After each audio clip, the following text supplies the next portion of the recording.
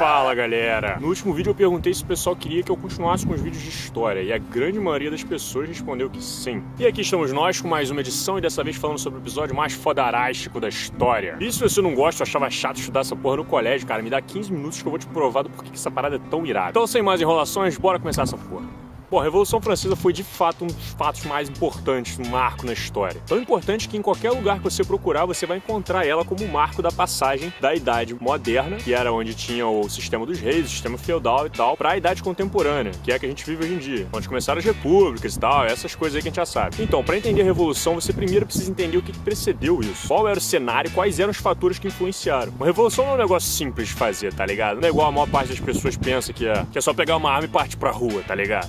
O gigante acordou. Pro povo resolver botar a cara e riscar sua vida num sistema quase suicida, sem nenhuma garantia de sucesso, é porque tem muita coisa dando errado nessa parada. E a primeira delas era o sistema social. A galera vivia numa monarquia, né, que é a ditadura do rei e da família real. E o sistema se dividia em 3 estados diferentes. Que é aquela pirâmide lá que todo mundo desenhou no braço pra passar na prova da 5ª série, tá ligado? E na base da pirâmide, no 3º estado, você tinha o povão. Seja na terra, seja no mar, vencer, vencer, vencer. É trabalhador, fazendeiro e tudo aí que você pode imaginar. Isso totalizava 97% da população da época. Acima deles, no 2º estado, você tinha toda a nobreza, que resumindo era um bando de vagabundo que não fazia porra nenhuma, ficava coçando o saco o dia inteiro, ostentando e gastando o dinheiro dos outros. Ah, mentira, eles estudavam muito, aprendiam música, regras de etiqueta, e no 1º estado, adivinha quem tava lá? Adivinha? A igreja, é óbvio. Oh. A igreja sempre esteve no topo das sociedades, usando coroa de ouro, enquanto seus fiéis seguidores morrem de fome e não tem nada na vida,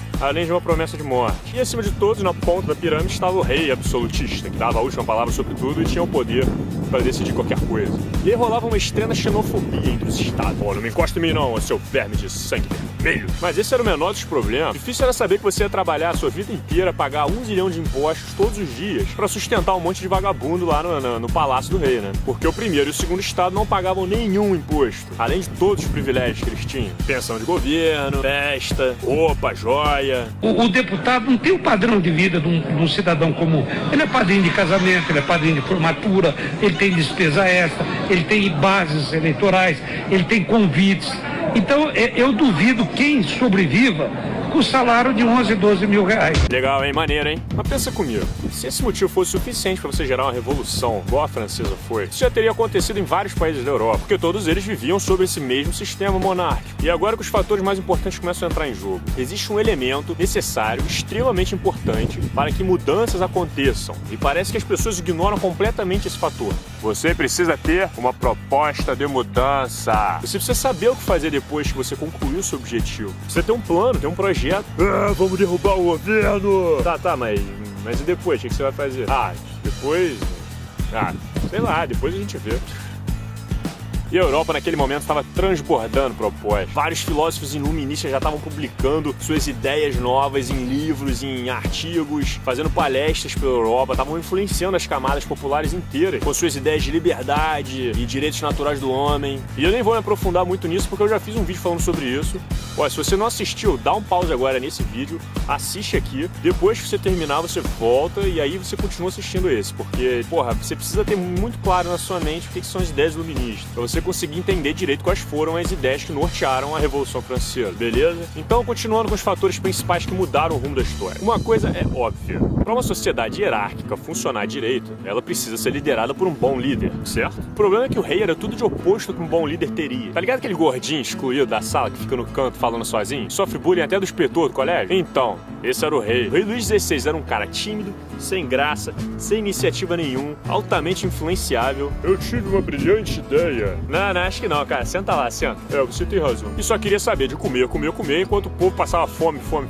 E pra completar o casal, do outro lado, o povo tinha a rainha Maria Antonieta, uma gatinha austríaca que casou com o rei da França pra firmar pela primeira vez uma aliança entre a França e a Áustria. E como se não bastasse a falta de atitude que o rei tinha, a rainha também ficou muito mal vista pelo povo, pela futileza que ela carregava com ela e a ignorância que ela demonstrava. Tá ligado aquela patricinha, filhinha de papai rico, que só se importa em gastar dinheiro com roupa, com brinco, com penteado, com blá. Então, essa era a rainha. E olha, eu nem julgo ela tanto não, cara, porque ela nasceu numa família real e naquela época os pais se preocupavam em ensinar os filhos a treinar eles a ser nobre, sacou? Então, Tipo, era mais ou menos isso que ia acontecer. Ela pecou feio em não ser capaz de enxergar a situação que estava acontecendo na França e de não ser capaz de influenciar o marido dela, que era o rei, que não era nem um pouco difícil de influenciar ele, né? Mas enquanto isso ela estava distraída demais com o espelho dela. Mas ter um rei e uma rainha idiota não era lá grande novidade na história da Europa. Apesar de não ser a melhor notícia do mundo, não era pior. Ai, tá ruim agora, mas vamos rezar pra Deus para que a rainha e o rei deem filhos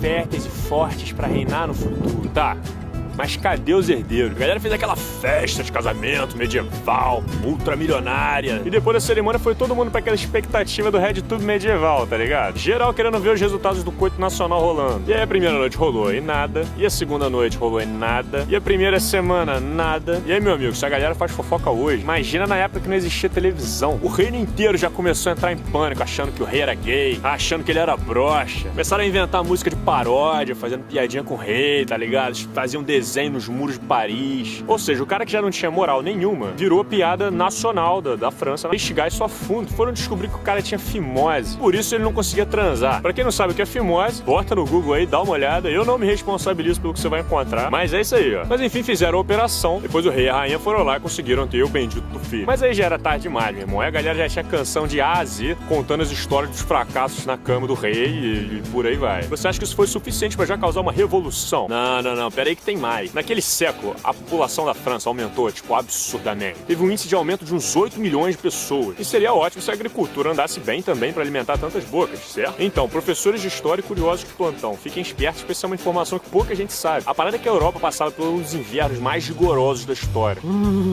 E os verões mais alucinados de todos. O clima estava completamente abalado e ninguém sabia exatamente do porquê. Eis que mais tarde foram descobrir a resposta. Entre o ano de 1783 e 84, o vulcão Lac da Islândia entrou em erupção. Meu irmão, aquilo ali não foi uma erupção vulcânica. Aquilo ali foi quase o apocalipse, né? O inferno na Terra. Ah, Parislow, um vulcão lá na Islândia. Meu irmão, lembra pouco tempo atrás que rolou um vulcão na Islândia que parou todo o trânsito aéreo da Europa por um tempo, só por causa das cinzas dele? Então, o vulcão Lac tinha 100 vezes mais a potência desse último vulcão. Ele foi responsável por espalhar lava por uma área de 600 km². Isso é quase metade da cidade do Rio de Janeiro.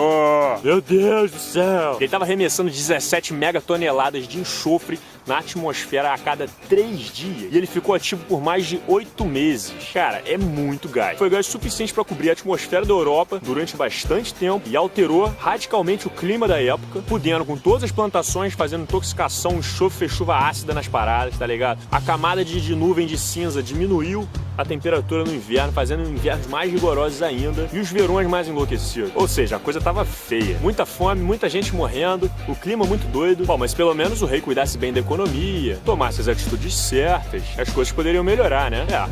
Mas não foi isso que aconteceu. O que aconteceu foi o oposto. A verdade é que a economia da França estava quebrando há bastante tempo. Eles estavam perdendo feio no comércio manufatureiro para a Inglaterra, que já estava inovando com as novas técnicas de revolução industrial. E além disso, uns 20 anos antes, a França tinha tomado uma surra para a Inglaterra na Guerra dos 7 Anos, na disputa pelas colônias lá da América do Norte. Aí acabou perdendo a posse das colônias, perdeu o território, perdeu a influência no comércio com a Índia e ainda levou uma taxa de brinde aí pra ter que pagar durante um tempo pra Inglaterra. Enfim, só merda, né? Mas é agora que vem o maior tiro no pé da história. Em 1776, as colônias norte-americanas resolveram criar a independência deles, que mais tarde daria origem aos Estados Unidos. E eles iriam instaurar uma república democrática baseada nas ideias iluministas que surgiram na França. E aí o rei francês tinha duas opções. Caralho, o maluco tá vindo cortar grama agora, cara, que merda.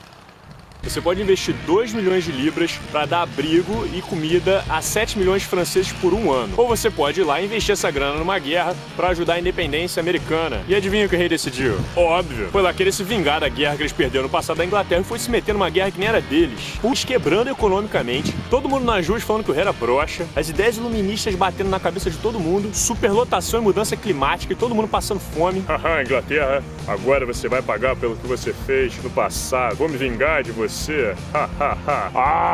Sim, eles foram até lá e investiram uma fortuna pra ajudar os Estados Unidos. E bom, isso foi a gota d'água, cara. Agora o cenário tá pronto. A essa altura o povo já tava motivado o suficiente pra abrir mão da própria vida em busca de mudança. As pessoas que já não tinham o que comer começaram a roubar dos que tinham, invadiam casa, loja. Onde tivesse comida, a galera tava indo lá pegar. E aí a bomba já tava montada lá, meu irmão. Só faltava uma faísca pra explodir. E essa faísca aconteceu. Diante de todos esses problemas econômicos e sociais que a França tava passando, os clérigos e nobres começaram a ficar ligeiramente preocupados. Só um pouquinho. seguinha. Então, em 1787, o rei resolveu convocar a Assembleia dos Notáveis, que era uma assembleia entre os clérigos e nobres para resolver coisas importantes para o país. Mas aí foi aquela coisa, né? Então eu acho que vocês deviam colaborar com alguns impostos por algum tempo, só para ajudar a economia, sabe? Eu? Tá maluco? Vou abrir mão das minhas riquezas? Vai pedir pro povão, porra. Ah, então tá, desculpa. Foi então que o rei resolveu convocar a Assembleia dos Estados Gerais, que era com a participação do povão também. E agora que essa história começa a ficar boa de verdade. O povão da época se dividia politicamente em girondinos, que representavam a alta burguesia, e os jacobinos, que representavam a baixa. E apesar de todas as diferenças ideológicas, uma coisa entre eles era consenso. Vamos mudar essas leis e garantir os nossos direitos. A Assembleia dos Estados Gerais era a oportunidade perfeita para o povo conseguir propor os ideais iluministas dentro de uma constituição e diminuir o poder do rei, do clero e da nobreza, visto que a última Assembleia tinha acontecido há mais de 170 anos atrás. Era uma chance única, mas não seria tão fácil assim. A logística era o seguinte: cada estado tinha direito a um voto. O primeiro votava, o segundo estado votava e depois o povão, que era 97%,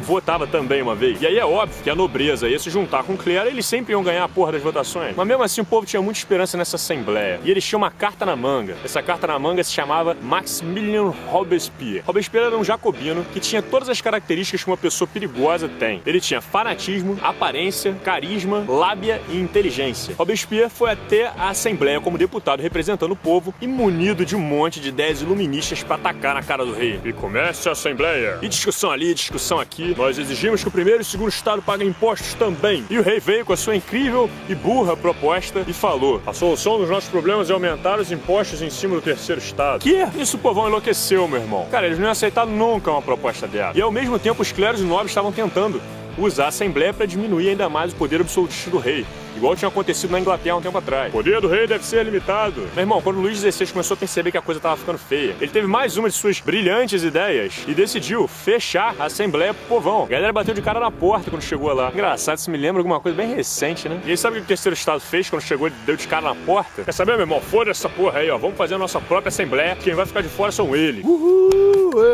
E foi então que eles invadiram uma quadra de tênis que tinha ali perto e começaram a escrever uma nova Constituição com as ideias deles. Eles nomearam o evento como Assembleia Nacional Constituinte e a essa altura, meu irmão, já não tinha mais volta. O rei tinha sido desafiado e agora era ou seguir em frente ou sentar e chorar. Foi então que o povo, liderado por Robespierre, começou a pensar em como se defender do exército do rei. Então eles se organizaram e criaram uma espécie de guarda nacional. Saquearam os arsenais da cidade atrás de armas, mas ainda faltava um elemento: a pólvora. E sabe onde ficava o maior estoque de pólvora da cidade? Dentro da Bastilha. A Bastilha era tipo uma fortaleza gigantesca que servia como presídio e simbolizava o poder que o rei tinha, o poder absoluto do rei. Ah, então você tá pensando em se voltar contra mim, é? Dá uma olhada naquele prédiozinho ali, ó. Dá uma olhada. Aqui, ó. Mas, meu irmão, a galera tava tão indignada, tava tão revoltada. Robespierre pegou e lançou um berserk no povo, tá ligado? Essa é pros fortes entenderem, hein? Eles foram em direção à Bastilha, invadiram ela, mataram todo mundo, decapitaram o diretor da Bastilha, roubaram a pólvora. Como se não bastasse, eles queimaram e destruíram a Bastilha inteira, como se fosse uma torre de Lego, peça por peça. Meu irmão, essas informações se espalharam pela Europa na velocidade da luz, entre as monarquias. A ideia de derrubarem a Bastilha era como se tivesse arrancado as bolas dos reis com os dentes. Foi então que a galera, extremamente animada, voltaram pra Assembleia Nacional e continuaram a escrever a Constituição. Escreveram a Carta dos Direitos do Homem e do Cidadão, que foi uma carta com 17 artigos explicitando todos os direitos naturais que todo homem possui, inclusive que todos os homens nascem iguais, e acabou essa palhaçada de predestinação, sangue azul, essas porras todas que tem por aí. O que acabou influenciando e dando origem aos direitos humanos alguns séculos depois. E uma das coisas que a nova Constituição afirmava foi algo que mudaria ainda mais a história da Revolução, que era liberdade de expressão e de imprensa. O brasileiro hoje já tem memória ruim, com televisão, jornal, rádio, tudo alertando a gente. Imagina naquela época. Na época a França tinha mais de 30 jornais e vários deles começaram a apoiar a Revolução. Eles serviram de catalisador para não deixar que a energia do povo cesse. E o que ficou bem famoso foi o chamado Amigo do Povo. Mas ele era tão extremista, que em pouco tempo começou a ser chamado de Jornal da Revolução. E o cara de todo mundo, ele botava o dedo na cara de todo mundo, ele levantava o povão o tempo todo para se revoltar contra as coisas que o rei fazia. E isso acabou não deixando a poeira baixar em nenhum momento na cabeça do povo da França. Foi então que ele publicou que o rei estava se posicionando com seu exército para atacar as pessoas na cidade e controlar a revolução. E agora que a parada começa a ficar tensa de verdade. O povo começou a se movimentar, a galera foi pra rua, começar a marchar até o Palácio de Versalhes, ficava longe pra caralho, que era onde o rei e a família real se escondiam. Tipo os políticos em Brasília, tá ligado? E foram lá cobrar o rei, meu. Ó, agora pras feministas de plantão, que adoram dizer que a mulher não tem participação nenhuma na história, segura essa aí, ó. Quem tava segurando a moral desse grupo, indo lá pro Palácio de Versalhes, era um grupo de mulheres peixeiras, que tinham tipo uns 4 metros de altura, meu irmão. As mulheres passavam o dia inteiro cortando peixe com um facão desse tamanho, carregando caixote pra caralho. E eu queria ver quem é que ia se meter com essas mulheres lá na época. Vai lá tentar dar uma de machista e puxar o braço dela lá na noitada, vai. E acabou que a galera chegou até o Palácio Versalhes em fúria total, tocando terror. Luís XVI, vou te fuder mais uma vez. Família real, senta aqui bem no meu pau. Maria Antonieta, vou comer tua... E a galera ficou lá acampada no jardim do palácio esperando uma resposta do rei. E acabou que o pessoal perdeu a paciência, cara. E aí, meu amigo, quem não aguenta o tranco, pega e volta pra casa. A galera invadiu o palácio. Estaram matando todos os guardas. Foram sedentos atrás do rei e da rainha. E por pouco não mataram eles também. Foi então que pegaram o rei e a rainha de refém, botaram lá na carroça e foram marchando de volta pra Paris, cara, levando eles de volta pra cidade, pra capital. E a marcha de volta era tipo um contraste de marcha fúnebre pro rei e pra rainha, né? E Réveillon em Copacabana pro povo.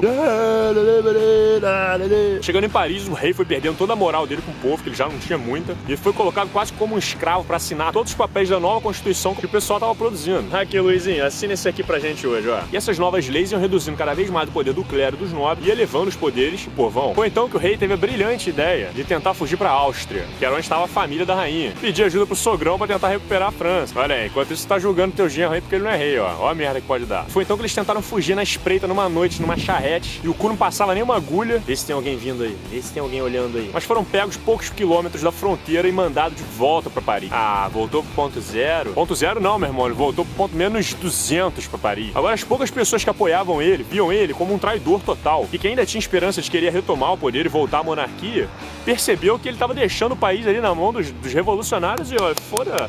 Aqui, ó, pra população aqui, ó, pra população. Esse foi o último erro que o Luís cometeu na história. Depois disso, só virou história. A Áustria ficou sabendo o que tava rolando e com medo do que poderia vir a acontecer com a rainha Maria Antonieta, né, que era filha que era a princesa deles, resolveu invadir a França. E foi então que Danton, que é um personagem que já tinha bastante influência na época dentro da política, junto com Robespierre, resolveu incentivar todo mundo e mandar todas as pessoas para irem lutar nas fronteiras, os jovens, os mais velhos, e esta pudesse chegar em Paris, cara. Foi aí que Robespierre, que era o cara que tava tomando a frente política, né, da revolução, resolveu botar em prática um instrumento chamado guilhotina. Ficou bem famoso depois da Revolução. E essa altura o Robespierre já tava ficando meio surtado já com a quantidade de acontecimento que tava rolando por causa da Revolução. E teve uma brilhante ideia. Todos os homens nascem iguais, todos merecem a mesma morte também. Que, sim, daí construíram a guilhotina, que seria responsável por matar as pessoas todas de uma forma igual, arrancando a cabeça delas fora. E depois, meu irmão, que já mataram uma porrada de clero, mataram a família real inteira, a Europa inteira já tava sabendo disso, a galera pensou, cara, tá na hora de dar um passo à frente.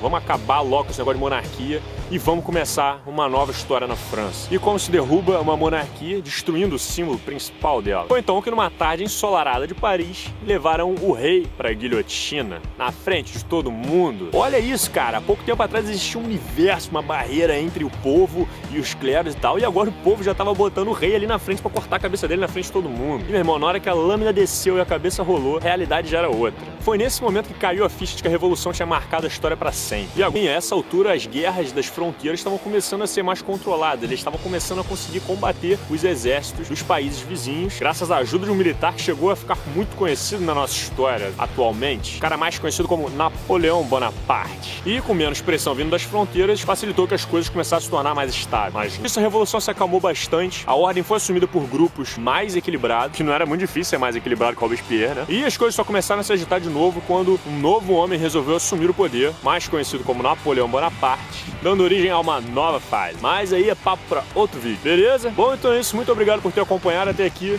Eu espero que eu tenha acrescentado alguma coisa a vocês.